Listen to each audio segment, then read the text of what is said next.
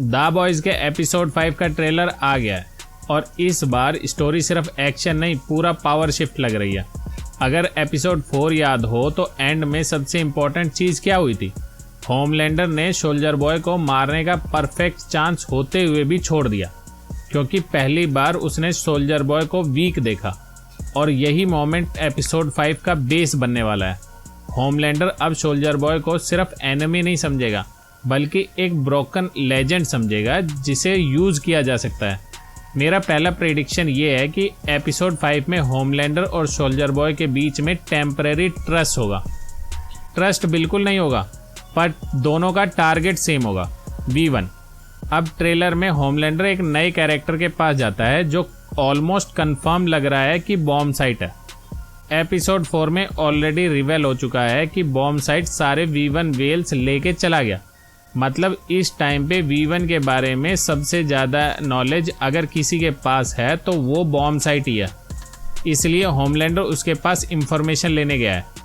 मेरा गैस है Homelander V1 चाहता है 2 रीजंस के लिए। पहला तो इमॉर्टैलिटी और रेजिस्टेंस फ्रॉम वायरस, क्योंकि सेज ऑलरेडी बता चुकी है कि सोल्जर बॉय का V1 इमॉर्टैलिटी देता है। दूसरा है सोल्जर बॉय के लेवल का परमानेंट अपग्रेड। होमलैंडर के लिए सबसे बड़ा फियर डेथ नहीं है, सबसे बड़ा फियर है किसी और का उससे ज़्यादा पावरफुल होना। अब सोल्जर बॉय का सीन क्या है?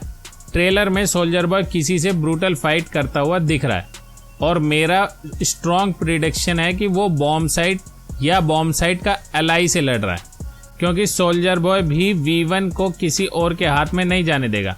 उसके लिए V1 सिर्फ पावर नहीं है, उसकी आइडेंटिटी है। अगर होमलैंडर V1 ले लेता है तो सोल्जर बॉय का लास्ट एडवांटेज खत्म।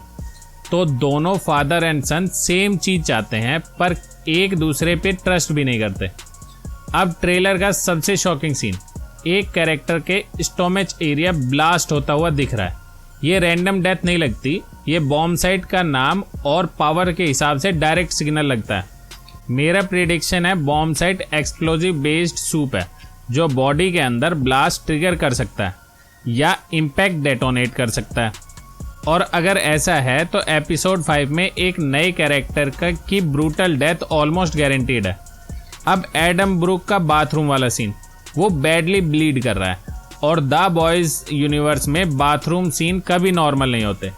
ये चांसेस हैं कि उसने कंपाउंड व्हील ले लिया है और उसी का ही रिएक्शन है। याद है एशली, उसने भी कंपाउंड व्हील लिया था तो उसके सर के पीछे दूसरा फेस कैसे बना था? तो क्या पता इसने भी ले लिया हो और तब ये रिएक्शन हो रहा हो। अब द बॉयज की टीम क्या करेगी? वायरस तो डिस्ट्रॉय हो चुका है, एनी वापस टीम के क्लोज तो आ रही है।